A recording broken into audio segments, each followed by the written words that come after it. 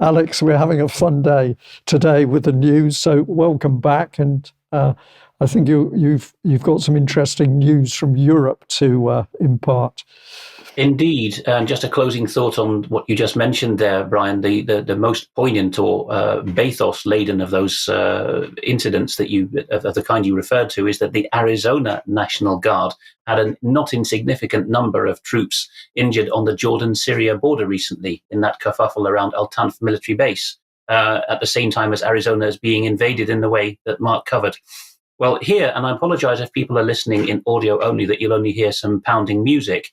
It's not original audio soundtrack, but you'll see some footage now of what happened last Friday when farming protests reached the gates of the European Union. You'll see that they were, at least on Friday when this footage was taken, the 2nd of February, they were being given the kid gloves treatment by the Belgian police, perhaps because someone was lent on. So this is footage from last Friday.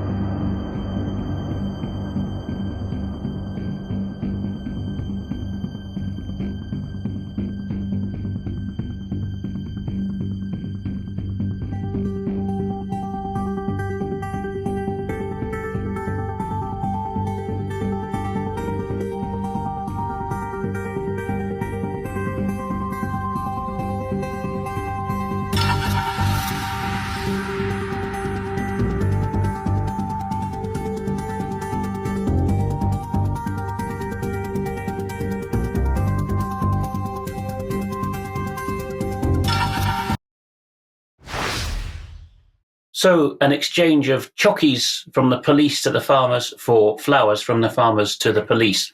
This, of course, is regarding the green agenda more generally, the Green Deal and its various spin-offs at the European Union. What you saw there was on the edge of territory which enjoys diplomatic immunity, but even that area of the EU's territory outside the European Parliament and other institutions is, of course, the obligation of the Belgian Federal Police to protect. These protests have spread, but the curious thing is there's not that much coverage of it, even in the reliable alternative media. We know that they've reached Lithuania, Greece, right down to the tip of Italy. And so there's a general malaise now, which is spinning out from Benelux, France, Germany, where the farmers have been hit hardest with regulation, right through to the southern and eastern periphery, where you'd think that the more agrarian economies there are more farmer-friendly. Now, I'm usually in Brussels midweek, never at a weekend, so I cannot attest to what's happened over the weekend, but a trawl of the sources this morning suggests that very little else has gone wrong since Friday, the 2nd. What happened there, this is from Thursday, the 1st of February, is Nieuwe Oogst, the Dutch Farmers Journal, reports that the mood was turning uglier on Luxembourg Square, which is as close as you can get on public or Belgian land to the European Parliament buildings, because some were trying to storm the barricades. And it seems that one of the victims of this was the statue of the British-Belgian 19th century industrialist John Cockerill, whose statue was toppled in the middle of Place du Luxembourg, not because he's a particular villain in their eyes, but simply out of annoyance. And this is all at the edge of, on the margins of a large European Union summit that's taking place, because at the end of the 5-year period of both the European Parliament and the European Commission, which both end this summer, and then there's elections, the question is how much agenda will be rammed through. So the farmers seem to think that before things get busy with planting in mid-March, now is the time to be out night and day. But I just stress that, as with the reports of empty shelves from Paris and Brussels, both of which cities I was in last week, there's very little of that to see on the ground. And in fact, going to the railway station in Brussels to get to Paris last week, I did see the flashing yellow lights of tractors massing to go to Luxembourg Square, being escorted courteously by police. But there was very little of the argy-bargy that you read about. So if you see footage of live from Brussels riots or live from Paris empty shelves, don't necessarily believe it. And I'll do what I can to redress the balance in reporting, although I'm just one individual. Now, what's happening in the Netherlands, somewhat concerningly, the mayor of Amsterdam, Mrs. Halsema, Femke Halsema, who's from a radical left-wing party, which was an amalgamation of communist parties originally, although she is not really a communist by background, is reporting to the world now, this is from The Guardian at the start of the year, that she's so concerned about the Netherlands becoming a narco-state because the mafia controlling the real estate and the lawyers to sink in the profits of their drugs trafficking. And of course, they tend to use Dutch airports and marine ports to land South American cocaine for distribution. She's so concerned about that she thinks that the solution is regulation and decriminalization. Dutch customs reports that cocaine seizures have gone up to 60 tons nearly, mostly in Rotterdam. I visit the areas affected often, and I speak with the customs officials. It's a cat and mouse game that they can hardly keep up with. They're managing. Down in Belgium, where they also have major ports, notably Antwerp, it's nearly twice as much that's being seized. Even smaller ports like Vlissingen, sometimes known as Flushing in English, which gave its name to the borough of, or the district of New York, are similarly affected. The trouble is, though, that Mrs. Halsema has gone on to do this, speaking to the Dutch financial title Financieele Dagblad, which is really just a quality general paper now. She says that the whole idea of a war on drugs is, quote, perverse and counterproductive. So she suggests, although that she wants safeguards, she says, for children not to get anywhere near cocaine, that cocaine should be a regulated market because she says, basically here, face it, the war on drugs failed. People want their jollies. You're not going to stop them. I speak to a lot of Dutch urban policemen and police chiefs sometimes, and they say the same thing. But it's all about culture, because down in workaday Rotterdam, the Moroccan origin mayor, who's from a very strict Islamic background, actually, has been a stickler for law and order, and he is repulsed by the idea, even though it's his city, which is the port where most of this cocaine is landed. Likewise, in Antwerp, the Flemish nationalist mayor, Bart de Wever, says he absolutely doesn't want any regulatory change. So, the consequence could be, of course, that cities like Amsterdam, with the global mayor agenda and the Parliament of Mayors, could actually decide that they want to form what Mrs. Halsema was already calling a coalition of the willing, and declare in their own right that certain cities are sanctuaries for anyone who wants to have a shot of whatever takes their fancy, or a snort of cocaine with all the misery that will result in. The RAIR Foundation, run by Amy Meck, not everyone's favourite, I know, because it tends to believe in a clash of civilizations ideas, but it does report, and it's subtitled the report in English for people who want to look at it, that the new Slovak Prime Minister Robert Fico has announced to Parliament something which has never been seen before in an EU member state or a Western country at all, which is he wants a permanent government secretariat trying to bring to light the abuses that happened under COVID. And on screen at the moment is, although he was mainly trying to bash the opposition for when they governed Slovakia and allowing through dodgy deals with COVID equipment, where he alleges backhanders and failed deals were the order of the day. What's on screen at the moment, he is actually talking about the vaccine damage as well, and that cardiovascular causes. So a head of government in a European Union member state has actually said that he's going to institutionalize the inquiry into that now. We reported previously on C.J. Hopkins, an American comedian who was prosecuted in Berlin for allegedly trivializing the Holocaust by means of this book cover that he brought out about the new normal Reich. And we reported at the time that the judge scuttled out of court wearing an FFP2 pig snout-like mask because she was so concerned about publicity, because it was such a ridiculous trial. Hopkins is now going to have his acquittal appealed by the German prosecutor, whom during the first trial he reported looked like he was high on speed. He's pulling no punches.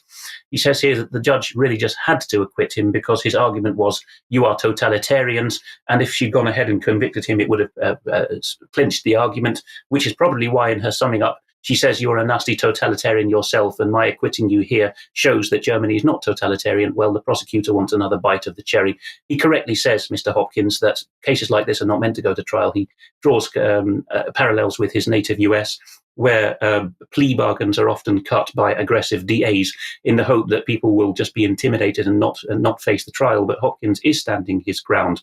He says in a tweet that he only got acquitted because he's an American. He had enough money to pay a good lawyer. And because he's an American as well, he was able to get international mainstream media coverage. Many German dissidents, of whom there are legion, he says, cannot do that. I think he's right. What else is Germany doing in the tyranny stakes? Well, the former head of the German equivalent of the FBI or MI5, in fact, the immediately past head of that agency, the BFV, has now been told he is under surveillance by his own old people. his own agency. And this is just too long to do any justice to. You must read this by Eugippius, because he's shown a lot of detail. What's gone on is that Maassen has managed via his lawyers to flush out the document they've got. He demanded it under Freedom of Information legislation, describing something more like a subject access request in British terms, all of the stuff they had justifying their surveillance of him. And in a nutshell, you might remember that there was this Reichsbürger movement, sovereign citizens equivalent, who got raided a couple of years ago, deeply penetrated by the BFE agency themselves. And all that the BFE were able to do on Mr. Maassen, their old boss, was to note down every time that one of these Reichsbürger said, Mr. Maassen's a jolly good chap. There was a supposed coup attempt under this Prince Heinrich XIII, but Maassen never replied to the letter. He knew it was instigation, never got anywhere. But really, all his comments about I don't like the Greens on screen right now, for example, in the original German, is they're quoting back to him as a reason why he should be surveilled. You once said the Greens are dangerous and they remind you of the Khmer Rouge and the Chinese Cultural Revolution. How naughty of you. But even things like there's no difference between the political parties. He made such a statement to the press once that justifies putting him on under surveillance. It's really too laughable, and I could go on, but time is too short. So that's the level that Germany has got to now. Its own spy boss is under surveillance for not going with the full agenda. Meanwhile, the supposedly politically neutral president of Germany, as distinct from the chancellor, Frank-Walter Steinmeier, has given a speech in which, here at the bottom of this paragraph, he says that the incident in Potsdam I reported last time, the alleged coup plot with the bugging of a clock, we now know, by the way, that seems to have come directly from the journalist collective. They were given a tip-off by that same agency, BFE, to go and bug the clock. But now, as a result of that, the January 6th-like scandal has hit. And so this gives the president the clout to say what was just on screen there. We cannot allow our democracy to capitulate, and we must stop these rat catchers. That is direct Third Reich-like language. So if I was in Germany, I might be the next one on trial for trivializing the Holocaust for making that comparison. To close off this segment, a couple of things from non-German tyranny. One is Austria. Epimetheus reports that Austria's constitutional court has, quote, devilishly, in his view, ruled that death is a human right. The question here, I'm just putting up the headings of his piece, is the constitutional court, just like France last week, is saying, we actually have a better understanding of the law than the parliament itself. So we are now breaking the power of the law that stops people assisting suicides in Austria because it interferes with self-determination. Yes, you heard that right. Self-determination now means that you have to have a third party allowing you to kill yourself. So self means nothing there. As he points out, this will be used, the court ruling will be used to force Christian care homes to provide assisted suicide. And so he goes on to say that this will end religious freedom. And in a purple passage at the end, he says that the state will continue its assaults on Christians, the world's most persecuted religious group. This is unsavory and evil. The constitutional court of what's supposed to be one of the world's best democracies is enabling, in eschatological terms, the forces of death to gain the upper hand over the living. This is wrong on so many levels, it boggles the mind. You don't even have to be religious to see clearly where this will lead to evil. And we'll close this segment out with some coverage of some footage from Stockholm of people who've decided that the Swedish state-funded media, funded by an obligatory tax as in Germany, are not doing the things they should, that they're allowing sexualization, and quite a good turnout in Sweden.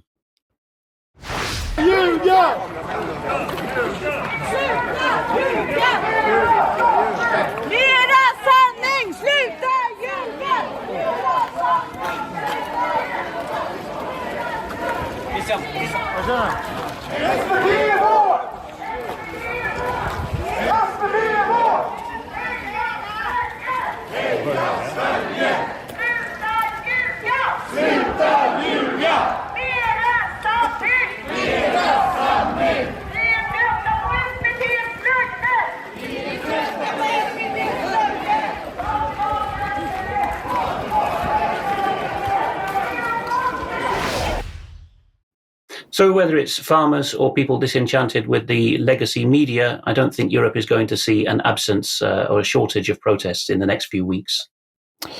Alex, thank you very much for that. Well, serious stuff across the board, from cocaine to euthanasia, with Challenge the Green Party, or say that all the politicians are similar, and you're going to have the intelligence services tracking you. If that's happening in Germany, it's not far away in this country unless we stop.